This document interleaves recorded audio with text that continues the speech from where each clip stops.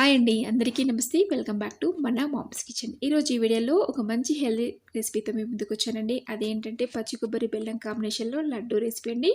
చాలా సింపుల్గా ఈజీగా ప్రిపేర్ చేసుకోవచ్చు అండ్ చాలా హెల్తీ రెసిపీ అండి.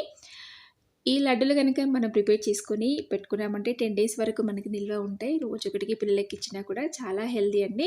ఇప్పుడు లేట్ చేయకుండా ఈ పచ్చి కొబ్బరి బెల్లం కాంబినేషన్లో లడ్డు రెసిపీ ఎలా ప్రిపేర్ చేయాలో చూద్దాం పదండి. ముందుగా ఈ రెసిపీ ప్రిపరేషన్ కోసం నేను ఇక్కడ ఒక కొబ్బరికాయ తీసుకురండి. ఇలా చిన్న చిన్న ముక్కల్లా కట్ చేసి పెట్టుకోవాలి.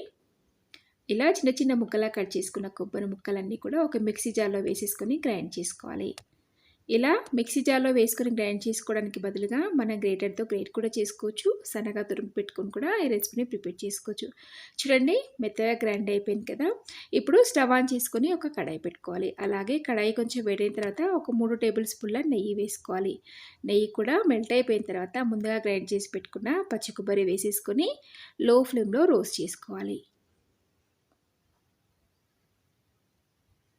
మనకి ఈ పచ్చి కొబ్బరి అంతా కూడా వేగడానికి 3 నుంచి 4 నిమిషాలు టైం పడుతుందండి.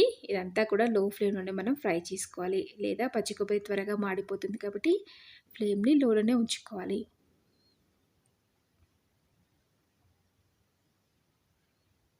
చూడండి, కలర్ అనేది కొంచెం కొంచెంగా చేంజ్ అవుతుంది కదా. కొంచెం కలర్ చేంజ్ అయ్యే వరకు కూడా ఇలానే మిక్స్ చేసుకోవాలి.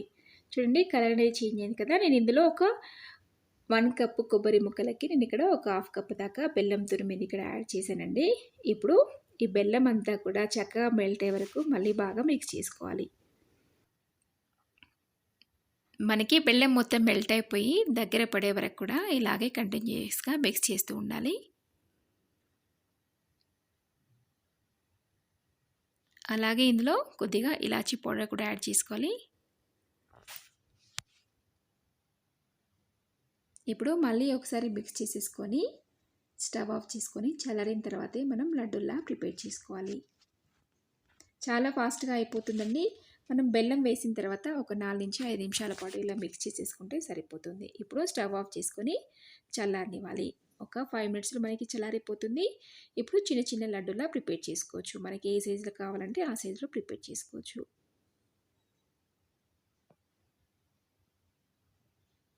మనకి పూర్తిగా చల్లారిపోయిన తర్వాత కూడా మనకి ఈజీగా వచ్చేస్తాయి లడ్డూలు. చూడండి, ఇలా చిన్న చిన్న లడ్డూలా ప్రిపేర్ చేసుకోవాలి. మనకి ఎన్ని కావాలంటే అన్ని. ఇక్కడ నేను ఇంకోటి కూడా ప్రిపేర్ చేసి చూపిస్తానండి. చాలా ఈజీగా అయిపోతుందండి. డెఫినెట్గా మీరు కూడా ఈ రెసిపీని ట్రై చేసి మీ ఇంట్లో వాళ్ళతో షేర్ చేసుకోండి. అలాగే ఈ రెసిపీ నచ్చితే ఒక లైక్ చేయండి, షేర్ చేయండి, సబ్స్క్రైబ్ చేసుకోవడం మర్చిపోతూ మరిన్ని మంచి హెల్తీ అండ్ టేస్టీ రెసిపీస్ కోసం చూస్తూనే ఉండండి మన మామ్స్ కిచెన్. మరొక మంచి రెసిపీతో మీ ముందుంటాను. Thank you for watching.